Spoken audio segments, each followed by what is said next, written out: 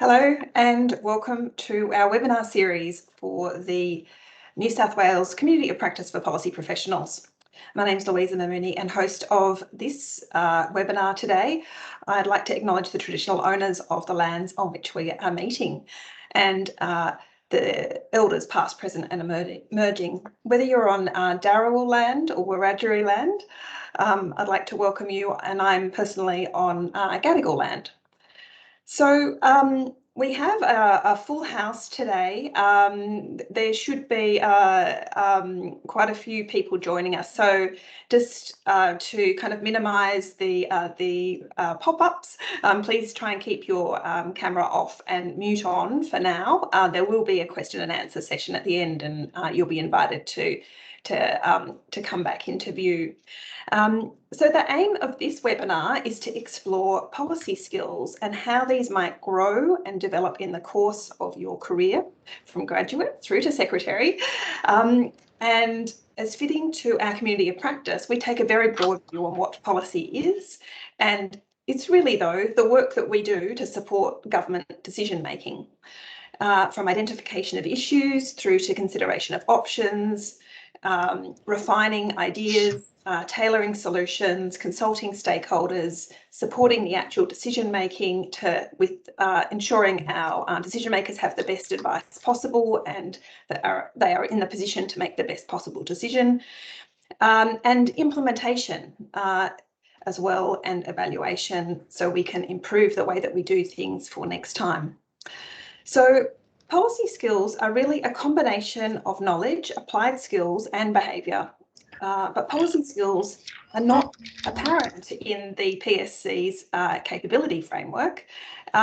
So as part of being a policy practitioner, we often have to work this out for ourselves, and in discussion with our colleagues and our teams.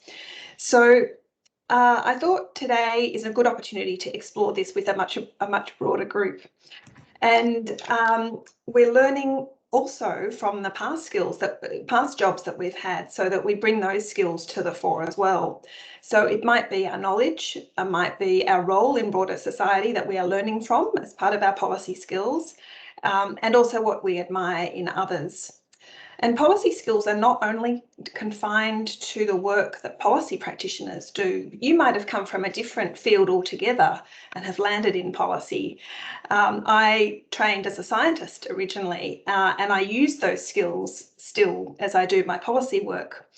So I might be using my curiosity about the world and how it works to think about policy. I might be reading widely to hone in on key points of interest.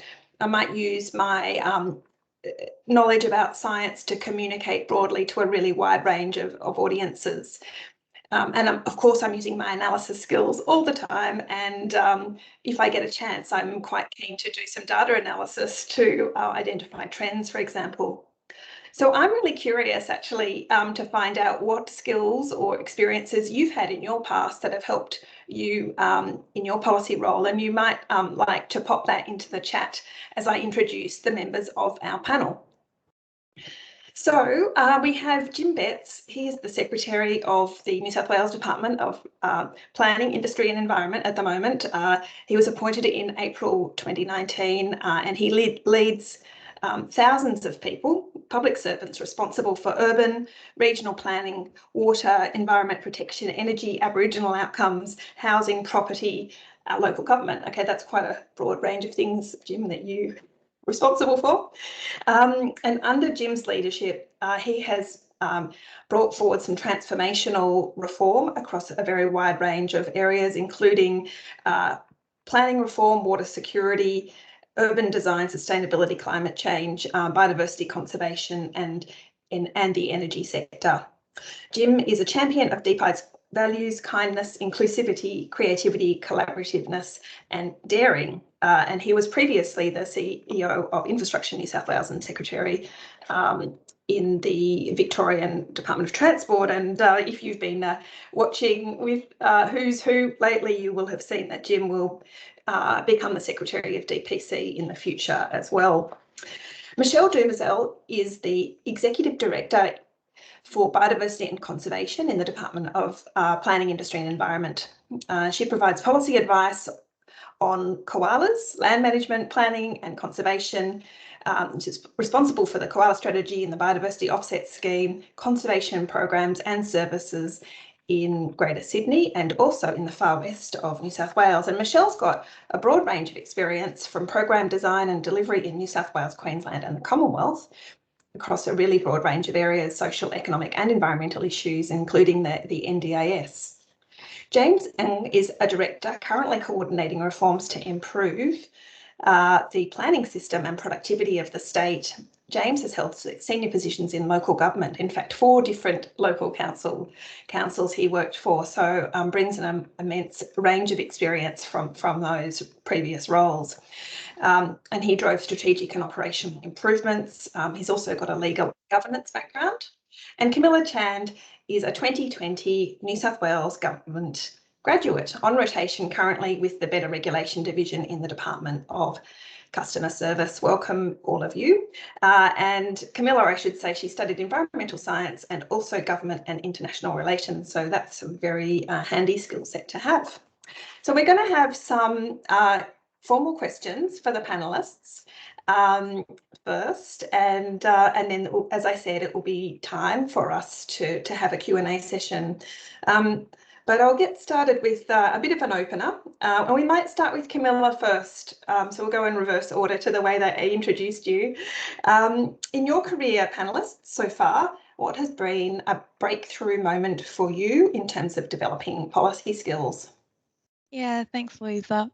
Personally, small but a complete game changer for me would have to be when I had to unlearn the way I was accustomed to writing and communicating coming straight out of academia and replace that with plain English. When I started working in the policy space, one of the very first formal training sessions I was automatically enrolled into was plain English training. And I'm very thankful for it because there has not been a day that I haven't relied on that skill.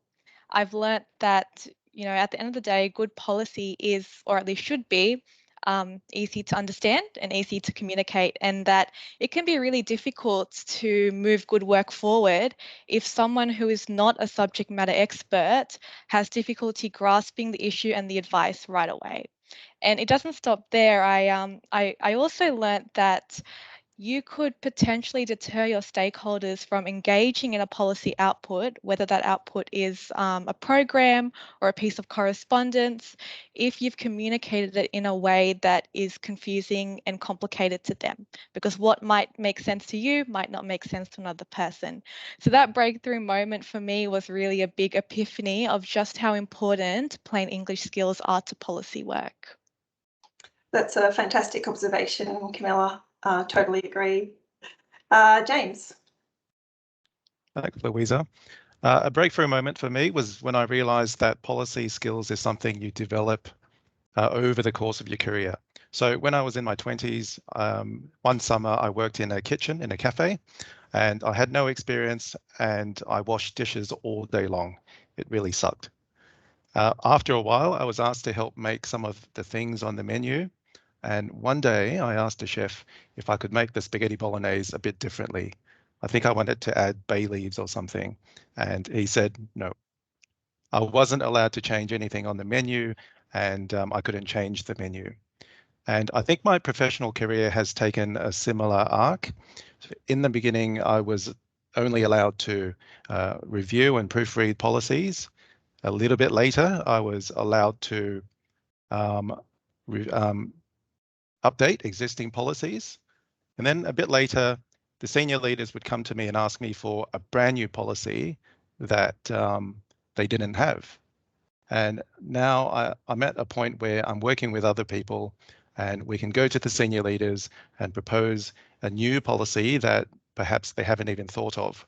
So to me, there's a lot to learn, and policy is like a journey with different stages that you go through over the course of your career.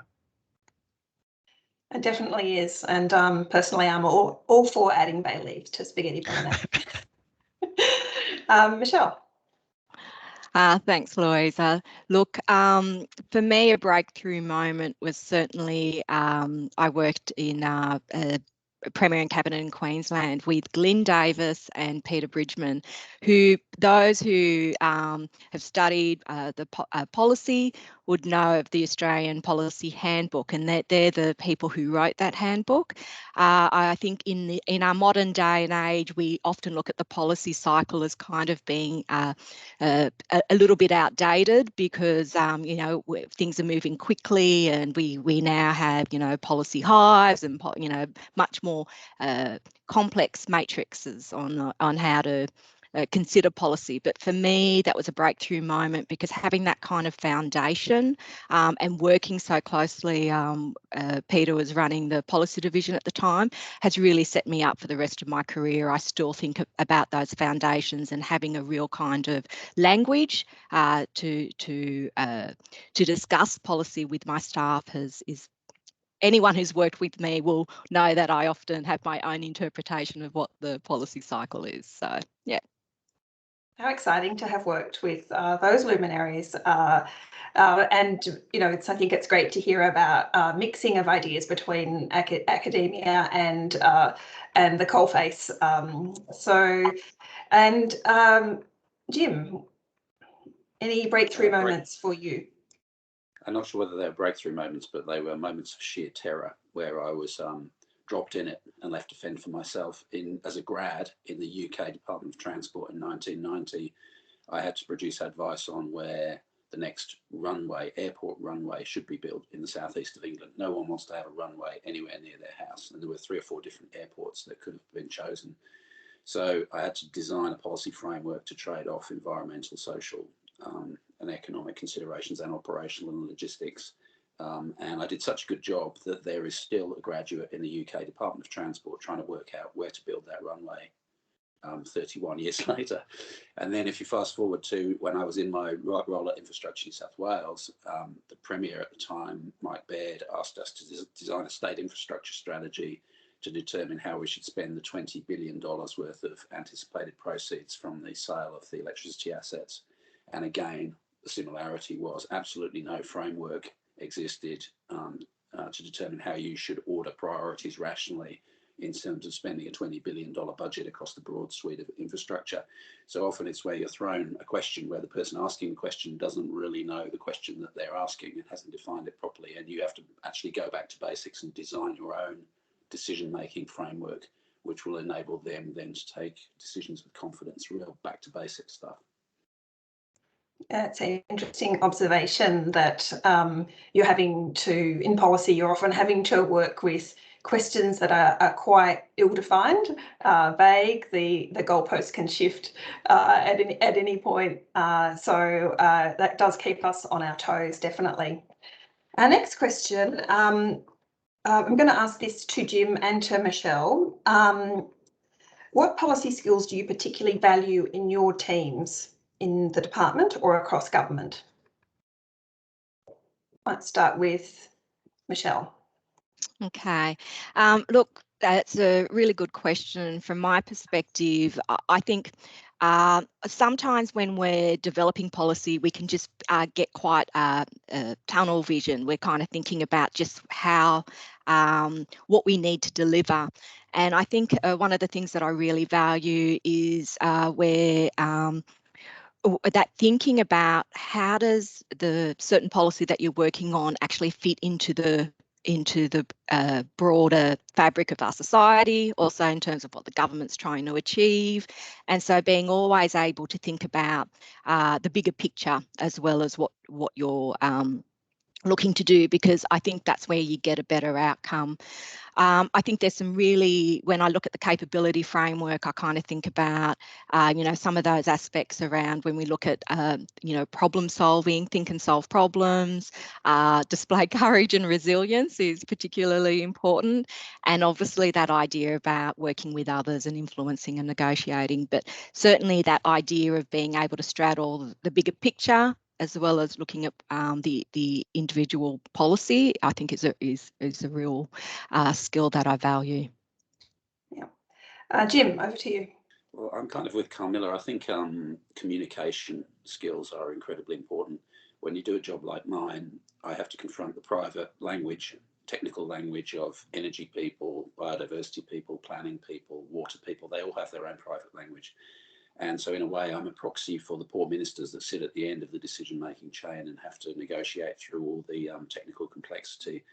So I think someone once asked me what the skill of a senior public servant is, and the best answer I could come up with was that it's to provide simultaneous translation between technical experts and lay decision makers. And sometimes I think we get bedazzled by the technical virtuosity of the policy that we're generating, but all policy should be regarded as a cue to action. Karl Marx said, philosophers have sought to interpret the world in various ways. The point, however, is to change it. So distilling policy down so that it is legible for decision makers and that it's taken to the point where the problems are clearly defined, the solutions are clearly articulated, and it provides a cue to action rather than an academic survey of the landscape which doesn't actually have a punchline. Yes, a good reminder to make the work that we do meaningful and to reach that end point of decision making and the things that we need to do along the way. Our next question is for Carmila and James. What policy skills have you seen done well? Do you aspire to or value? Carmila. Yeah, so I'll talk more about what I aspire to and value, being in the grow and the learn stages of my career. And for me, I think it's got to be conducting really good stakeholder engagement. From my understanding, stakeholder engagement is probably one of the most important aspects of good policy development and implementation. And when I say good stakeholder engagement, I think it goes beyond just a compulsory public exhibition. I think good stakeholder engagement to me means being proactive instead of reactive. It means consulting before, during, and after a policy response, and really focusing in on building those relationships and that trust between government and its key stakeholders. Because at the end of the day, what every good policy is trying to achieve is a good outcome or a good set of outcomes. So if you're not seeing your key stakeholders eye to eye, then it makes it quite difficult to achieve those outcomes, and it raises the question of, well, is this policy actually effective? Do our stakeholders feel valued? And can we do this better? I understand that it is a constant challenge to keep as many people as you can happy. So the aspiration here is to get as close to that as possible. Echoing the Premier's rationale for good policy work there, Carmila, the most benefit that is possible. James, your views on the policy skills you've seen done well, or the ones that you aspire to or value? Yeah, a good policy that I've come across is the flexible working framework for the public sector. It's a policy that applies to 400,000 workers in New South Wales. That's a lot of workplaces and job types and individual circumstances and different flexible working options. That's a lot of combinations. And yet it's a framework that I think works really well. At some point, every single one of these workers would be able to read the policy, understand it, know what it means for their individual circumstances, and know what they have to do under the policy. So to me, I think that policy is clear, it's flexible, it's practical. And on top of that, I think the policy provides a good solution to a problem. This particular policy, I think, makes life better for workers. And in turn, that improves work outcomes. And in turn, it improves service delivery for the people of New South Wales. So it's a win-win-win situation. And I think it takes really good skills to design a policy like that. Yes, and it's a good thing, I think, to be looking at policies across the New South Wales Government for our learnings as well, James. So good that you've picked up on that. I'm really curious, Carmila and James, because you are both relatively new to the New South Wales Government. how are you going about, and one of the things often in policy roles is that you kind of land in a place that you weren't expecting, you know, you don't necessarily have a complete understanding of what's going on around you. So I'm curious, how are you going about building knowledge of government systems and processes? Carmila, we'll hear from you first. Yeah, it's been challenging, but great through a number of approaches, and I don't think I'll have a straight answer for this one. Initially, a lot of that knowledge was lightly established through readings, through conversations with a lot of my colleagues and my managers, and also attending webinars and seminars like these ones. But most of all, that knowledge is being built by being involved in the work itself. While I was supporting Michelle in the policy coordination team in my first rotation, it was through the back and forth movement of ministerial briefs and cabinet requests and parliamentary requests that I was able to gain a deeper understanding of the journey that work travels through to get to its final destination, and also how work is prioritised according to, you know, the commitments of the minister and the commitments of the premier. And currently at the Department of Customer Service on placement with fair trading, it's been through the constant handling of internal data and managing the team's internal procedures that has helped me develop a deeper understanding of how core concepts like procedural fairness, for example, are embedded into government processes when enforcing compliance. So my experience building my knowledge of government systems and processes has not been linear, but I acknowledge that learning is not a linear process. 18 months ago, I didn't know what cabinet was, so I've come a long way, but I appreciate that there's still a long way for me to go. That's great to hear, and it definitely can get a lot of insights from the things and reading the things that are going along around you in terms of briefing notes. It's always a definite, you know, first port of call for me. James. Yep. Well done, Carmila. So I'm in a similar situation. I'm pretty new. I've been in state government for 7 months, so it's been quite a full-on learning process. I'm having to relearn 13 years of stuff I've learned in local government. So there's a couple of things I've been trying really hard to learn. The first is how do things work here? So how do decisions get made? What's the approval process? How do you get funding to do stuff? How do the different departments and agencies work together? And the second thing is, who are the people? Who are the people I need to know to get things done? Who are the subject matter experts? Who can I go to for help? Who are the key decision makers, and what are their priorities? So that's the what of what I've been trying to learn. In terms of how, I found 3 things really helpful for myself. And the first is just asking questions. If I don't know something, I just ask someone. And people have been really generous with their time. And it's really awesome that at DPI, 2 of our values are kind and inclusive. So that's been really helpful. And the second thing is build relationships.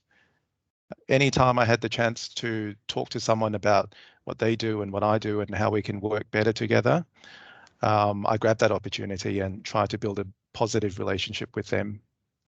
And the third thing is what Carmila said, is just get involved in things. I find that the more you do, the more you explore, the more you learn. So that's been really helpful for my learning process. Thanks, James. And Carmila, there's some terrific tips there for anyone who is newly starting out in any role or within the New South Wales Public Service working on policy. Our next question, and we often talk about evidence or evidence-based decision making. The reality is sometimes quite different, but still evidence is important. As policy staff, how do you approach building the evidence base for a policy issue or intervention? Michelle, we might hear from you first, and then we'll finish up with Carmila on this one. Sure. And before I just go into that, I just wanted to go back to a point that Carmila was making about her being in the stage of learning and growing. And I think for myself, I'm still in that stage of learning and growing. And if I don't stay in that space, I'm not going to be an effective policy maker. And I think that kind of goes back to the heart of, you know, building the evidence base, is that one of the biggest things from my perspective is you're often not starting from scratch. There'll be practitioners on the ground who are delivering programs or services and really understanding how things are working on the ground, and getting that perspective is really important. I'm really lucky. I work in a department that's got a science, economics and insights division. So I lean heavily on my colleagues in that division to support in building the evidence for policy as well. The other thing is that reaching out, and for me, I don't underestimate the value of talking to our colleagues in the non-government sector or in other agencies as well, because you get a different viewpoint. And one of the things about building the evidence base is going broad in your search and not making assumptions. That's the other thing. Carmila. Yeah, I was briefly involved in building an evidence base when I had the opportunity to be involved in a social research project. And I'm going to touch more on the word assumptions that Michelle used. So that social research was conducted to understand the values and attitudes of stakeholders under land management and biodiversity conservation policy. And what I learned was that when policy is effective and it's going really well, there are a set of assumptions that are being met, or sub-outcomes that are being met, that are allowing the policy outcomes to then be delivered. And on the other hand, where there's a policy issue present, those assumptions are not being met. So you've kind of short-circuited and you're hindering the policy outcomes from being delivered. So in the social research I was involved in, those assumptions were things like people comply with the rules if they know what they are, and people value biodiversity to begin with. So say if the policy is trying to maximize conservation outcomes on private land, we need to assume that those people who own that land actually care about biodiversity to begin with. So say we went and tested that and found that actually people don't care about conservation, then you've short-circuited, then you've hit a policy issue. So it's in the testing that you are contributing to building that evidence base. And while the objective of that research I was involved in was to understand the values and attitudes of stakeholders, if you took a step back, what it was more importantly trying to address were a set of assumptions under the relevant policy framework that needed to be either affirmed or rejected to then determine, yes, there's a policy issue present that we need to then act on. So that was my brief experience of building the evidence base by testing assumptions of the policy. That's a really great way of thinking about it, Carmila. And Michelle, absolutely right. Some of my favourite policy work is when we get to work with scientists and economists and communicators to really bring our policy ideas together. Our next question is about critical analysis, and often we talk about critical analysis as being something really highly regarded in policy teams. What do we mean by this though? Critical analysis, and how can people develop this skill? We'll hear first from Michelle and then from James. I think it kind of goes back to something I was saying before about the not making assumptions as well. I think when you're analysing an issue, as you're going through, you'll start to make assumptions based on what you're seeing, but it might not be the complete picture. So I think part of the critical analysis piece is having a look back, because as you go through a tricky policy issue, one of the things is that you might come to a certain view, but as you talk to others, and then you cement that view and you move through the kind of stages of thinking about how to address a particular issue. You need to actually then go back and retest and rethink. And part of that critical analysis piece is doing that. So I think that's kind of really important. And the other aspect of that, when you're critically analysing an issue, it's like, my understanding, if I'm doing it, my understanding grows. If the person, I'm having a discussion with a stakeholder about the same issue, their understanding grows. Just because they've made a comment around what they think might work, if I touch base with them maybe a week or two afterwards, my own perceptions have changed and their perceptions has changed as our knowledge has increased. So it's not that set and forget. It's the testing and moving with that testing. And James, your understanding of critical analysis and how we develop that skill. Michelle, I think you've touched on lots of the things I was going to say. It's, about getting the picture. It's about understanding. So what I was going to say is, to me, critical analysis is all about collecting information and processing it so that you can understand the essence of a situation. So when it comes to policy making, I think there's three things that we work really hard to understand. And I think the first one is understanding the current state. Where are we? And understanding that as accurately as possible. The second thing is understanding the objective. Like Jim said at the beginning, where do we want to get to? What does that look like? And three, understanding the issues. So to me, that's the lay of the land, the obstacles, and all the issues that we have to deal with to get from the current state to the objective. And to do that, I think you need to collect information in an organized way, as complete and as relevant as possible. I think it helps if you've got the right tools and the right skill sets in your team to complement what you can do. And then I think you need to, once you've got all that information, you need to synthesize it, break it down, and then understand the three things I've just mentioned. That's really great, James and Michelle, and I think those understandings of critical analysis are really important. And critical analysis is not just a mean version of analysis. It's actually based in understanding and getting the best possible understanding of the situation that we can get. Jim, I'm going to talk about stakeholder engagement, or ask you about that. Why do you think stakeholder engagement is such an important policy skill? I think what government does intrinsically involves difficult choices. If there was just an abundance of win-win solutions to all the major challenges facing society, we probably wouldn't need government in the first place.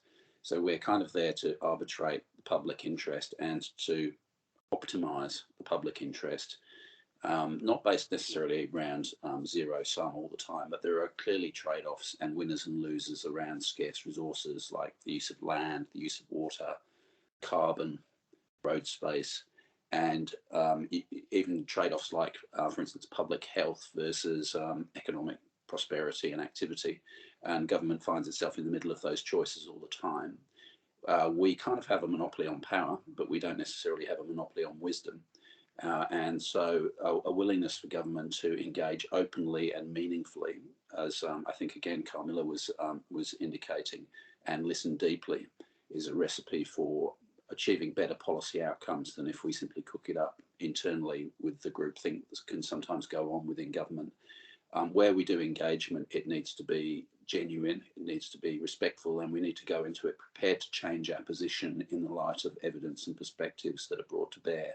And where we do that tokenistically, it undermines the credibility and the legitimacy of government. And that's true if I'm in a forum with major property developers talking about the government's planning reforms, or if I'm in a room of Aboriginal elders in Wilcannia. The government's engagement needs to be meaningful, and we need to be prepared to shift our positions. And I think where we see, if we want to drive policy change, which is significant, then it makes it all the more important that as we take decisions up to our ministers, we can do so with an informed view as to what likely stakeholder reactions are going to be, and satisfy them that there is sufficient coalition of the willing to enable the policy to be landed without a political disaster. And I think of famous political disasters like the poll tax in the UK in the late 1980s, and more close to home, the greyhounds issues that Mike Baird faced. What those have in common is an inadequate upfront stakeholder consultation. Yeah. Michelle, you're often in the thick of stakeholder consultation. Any observations? Yeah, I know. I don't know if I can build on much more from what Jim said. I think he said it all, but I think just to add to that, it goes back to a point that was made earlier around the engaging often. And I think, sometimes we get to a tricky issue and we go, right, we have to go and talk to people, and we're kind of developing those relationships when we're going through the difficult issues. And I think for me, one of the things is maintaining the connections with people, and when you have those really complex issues and having to make choices and supporting government in making choices, it's around the sharing of knowledge as well. And that's, I think, an important part of that kind of stakeholder engagement, where you're sharing knowledge and you're building knowledge together.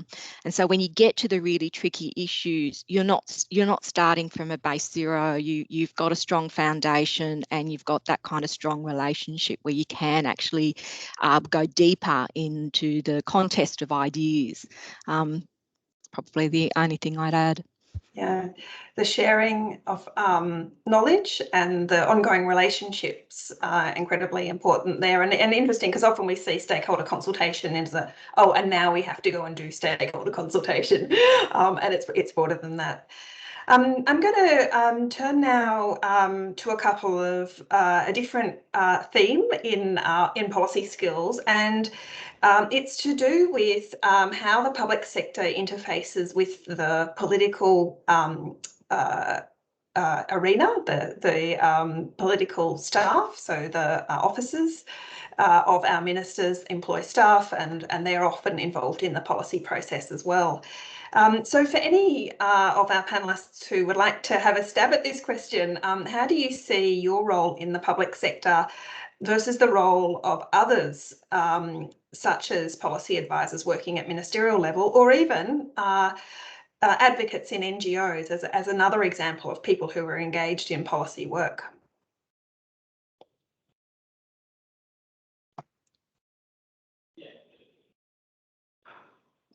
I'm going to, okay, Michelle. Oh, hang on, Jim. No, I was going to say I want to hear from Michelle. Okay. I think for me is one of the things is around, I'm always kind of mindful of that I'm a public servant and I'm here to support the government of the day. And so when I'm engaged with officers from the Minister's office, I'm thinking about, we're kind of looking at the same issue in a similar way, but from different perspectives, and together you bring those perspectives and you can get a better outcome. And then that's the same with when I'm working with discussing issues with an NGO, they're looking at it from a particular perspective, and so I find that it's really, I have to be mindful of the different roles that we play, and I'm always thinking about how I can, as a public servant, best support government decision making. And that's why for me, that whole kind of cabinet process and that the kind of structure that we have in place that supports that kind of decision making, I think is important to have that kind of architecture as we have the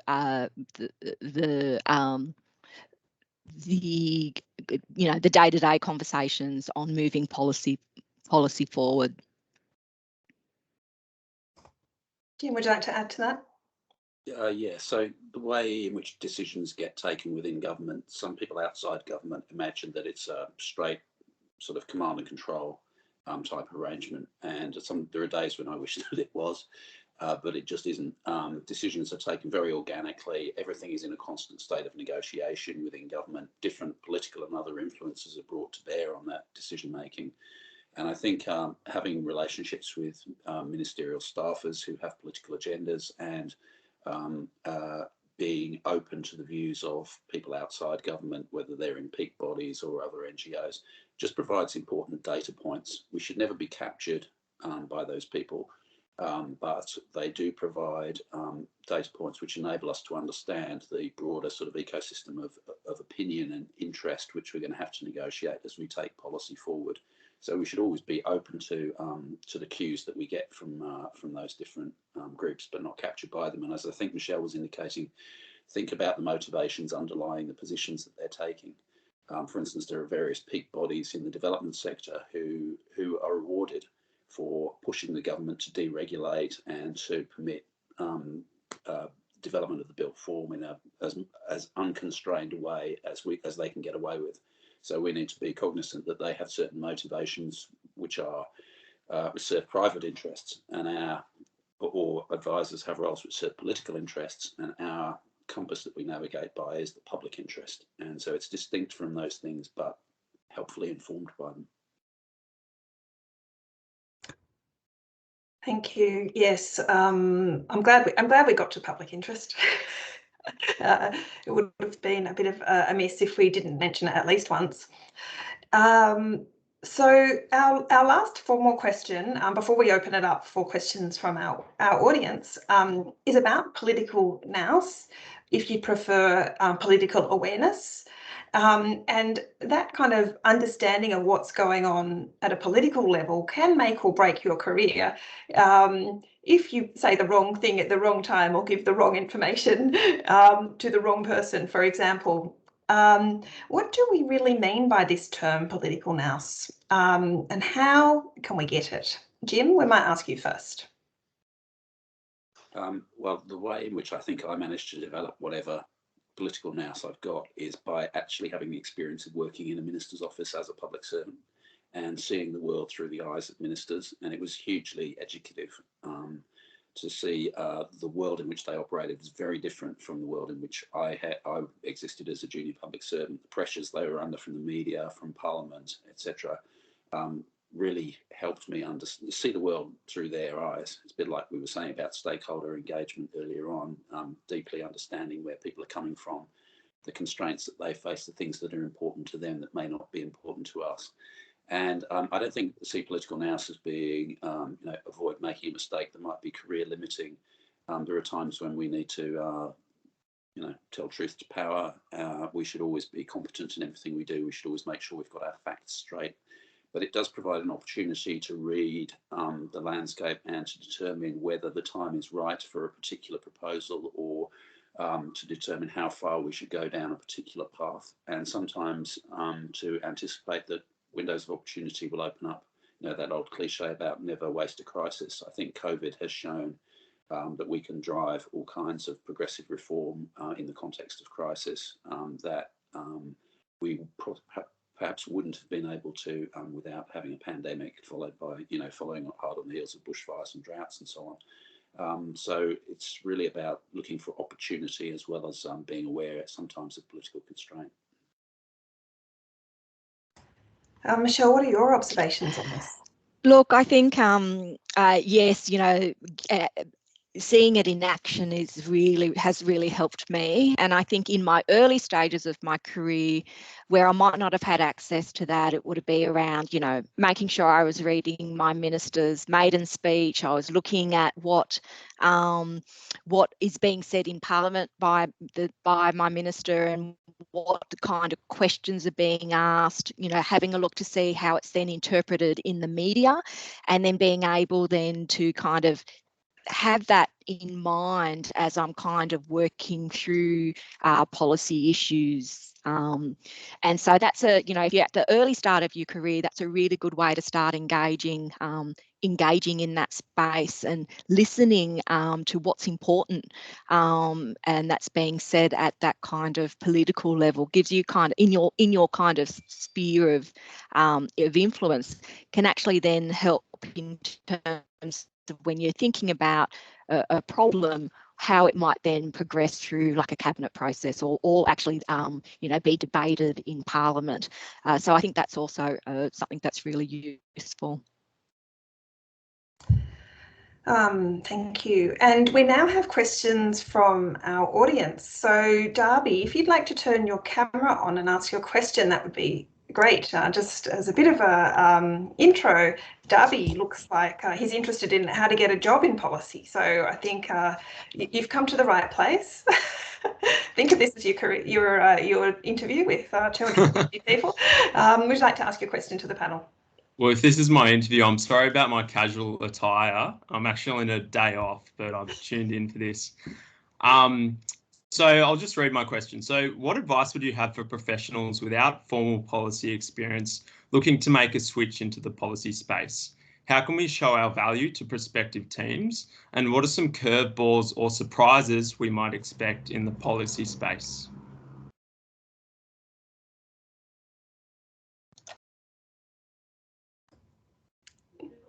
Come on, panelists, you can all dive in. I don't know, Carmila, we haven't heard from you for a while. We might see what your experience is. Sure. And then we might hear from one of our more senior members. Yeah, it's a great question, Darby. I obviously came into the policy space with zero experience, this being my first professional job, actually. And I think I think anyone has the potential to work in policy, because at the end of the day, all of those skills that a policy professional has come from those core capabilities, like Michelle mentioned before, like communicating effectively, being resilient and courageous, and working collaboratively. And I think if you can bring those capabilities forward to the table, then you will be fine. And I think also trusting that your colleagues and your managers potentially are there to have your back and support you on your kickstart of your policy career is something to note and be faithful in. Okay. Thank you. Who else would like to have a go? I just agree with what Carmila's just said. I think people underestimate the extent to which their skills are transferable. I've got a history degree and I ended up running the Victorian Transport Department. So how did that happen? Well, because when you're a history student, you are looking at complexity, you're looking at disputed events, you're looking at all kinds of biased perspectives, and you're attempting to distill clarity and discern patterns on the basis of that pretty random and partial historic record. That's not dissimilar sometimes to the way in which we have to go about the generation of policy within government. I think the technical private languages that we talked about earlier on across different sectors kind of blind us with science to a certain extent.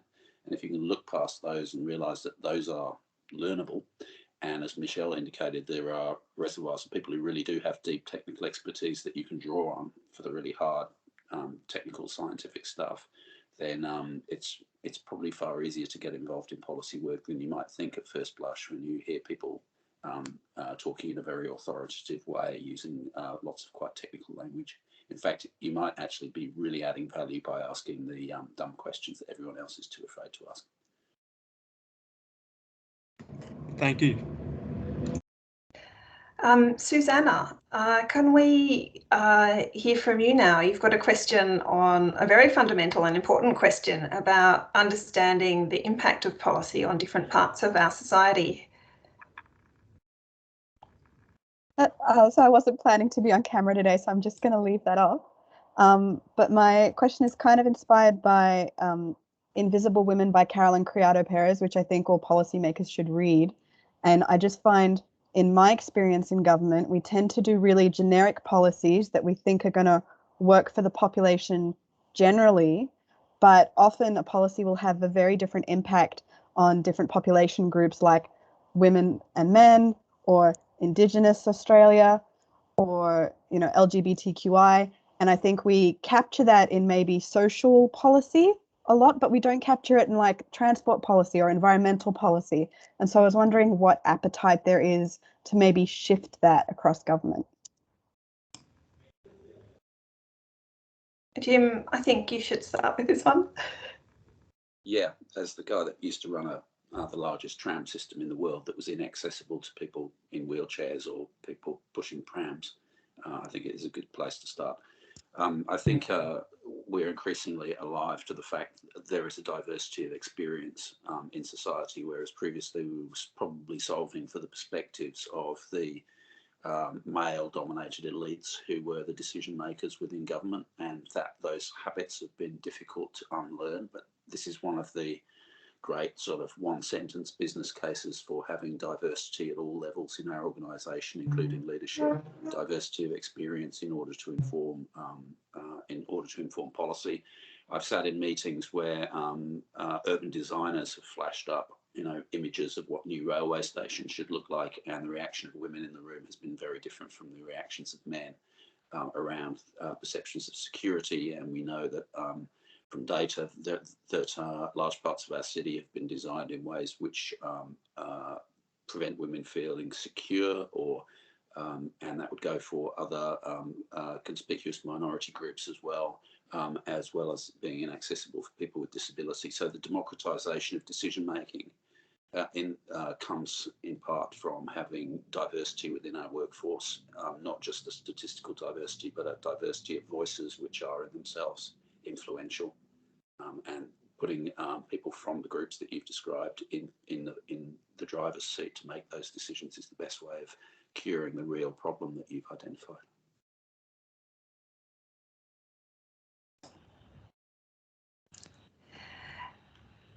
Any other thoughts on that one from our panelists? I'll just say I agree entirely. We're here as public servants to serve the people of New South Wales, and our population is diverse. Workplaces need to reflect that, and reflecting that means we've got a better chance of providing better outcomes to the people of New South Wales. And so it's definitely around who we are as a public service, but also how what we do when we actually review policies and programs and what's working on the ground, that we're actually reaching out beyond what we would, as our personally perspective, what we would think would be important to look at, or who we think it's important to talk to.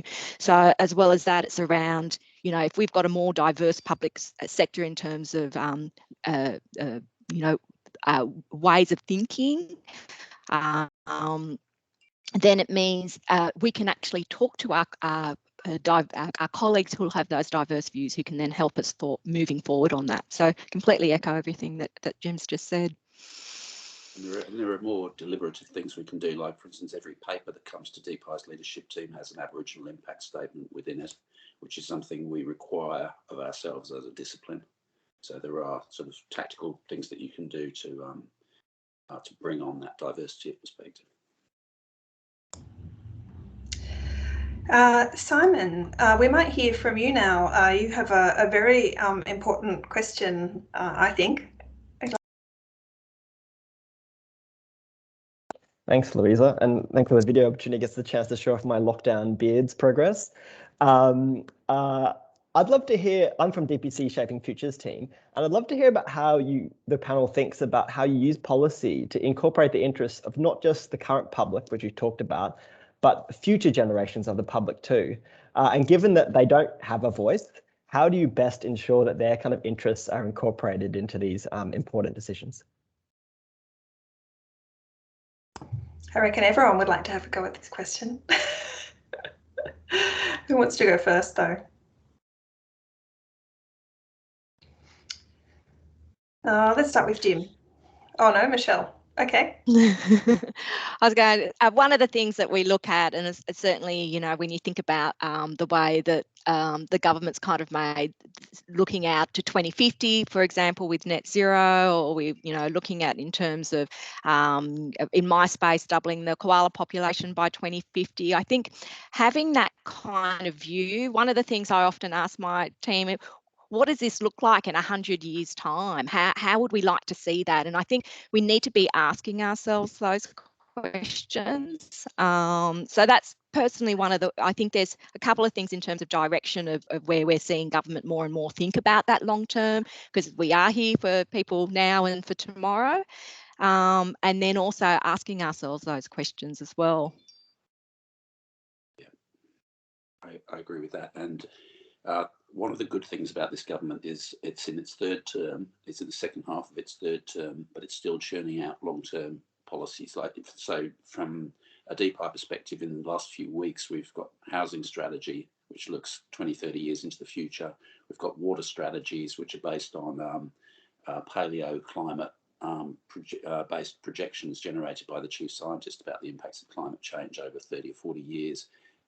Major strategies, as Michelle alluded to, in terms of the electricity infrastructure roadmap and related decarbonisation strategies. So, and the list goes on, what I call the 10 frontiers of reform within DPI. And I think having a government which is kind of as advanced in years as this one, which is still thinking 30 or 40 years into the future, is one of the reasons why this is probably the best public service to work in the country. Carmila or James, would you like to add anything about the future generations and how we kind of encapsulate those future interests into our policy work? Yeah, I think long-term policy making is something that you really can't do alone in isolation. You need to go and talk to the experts. You need to talk to the people that will be impacted by the policy and get them involved. Like Michelle said, you really need to be asking people what does this outcome look like, and then you work together to come up with a path towards that future. That's a good suggestion. The other thing I might just add is I think we've got the mechanism to periodically just review the strategy and update it as you go along, that 20, 30, 50-year journey. Good suggestion. Now we have a question from Claire next, and that'll probably be our last question given the time. Hi, thanks for the opportunity. So my question was, what advice does the panel have about protecting the policy process from being overly influenced by stakeholders whose core objectives conflict with the public interest? So coming from a health background, the tobacco industry is kind of a classic example. But I'm sure there are others, and I would welcome advice.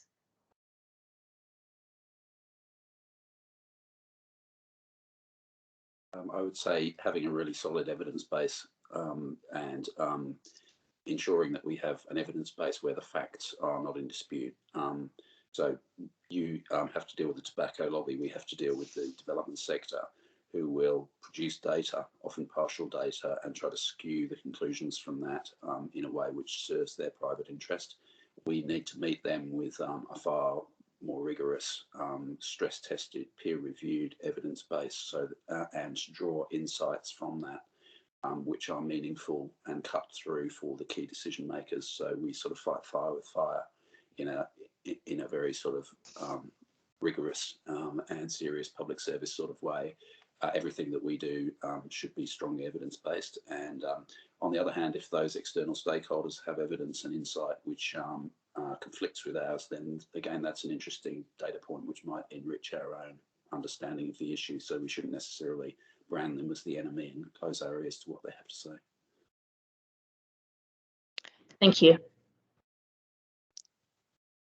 Yeah, I mean, I think that's the evidence base is so important. And then I always, when I get to one of those kind of issues, I go back to my training, which was back with the policy cycle, which is more like a web. But then I think about all the actual aspects that I need, because you need to test it. You need to then have a think about, what's been working on the ground. So it's all those kind of looking to see if there is a certain perspective that's being brought forward, then you need to think about all the other aspects, evidence, evaluation, what is our understanding about what's happening on the ground, to then be able to kind of go, does that actually make sense or not? So that's personally what I do. I'll go back to the foundations. Thanks. And looking at the time, I think we need to finish up, but I wanted to thank our four panellists Jim, James, Michelle and Carmila, you've been fantastic. Thank you for sharing your observations and thoughts with us. And I also wanted to thank those who worked behind the scenes to bring this together. So Oscar, Lizzie, Leanne, Gabby, thanks very much for your assistance in lining things up. We'll be back on the in early August actually with a webinar with Jill White from Education, and I'm really looking forward to hearing from that department and seeing how they're travelling. So look out for notice on that one.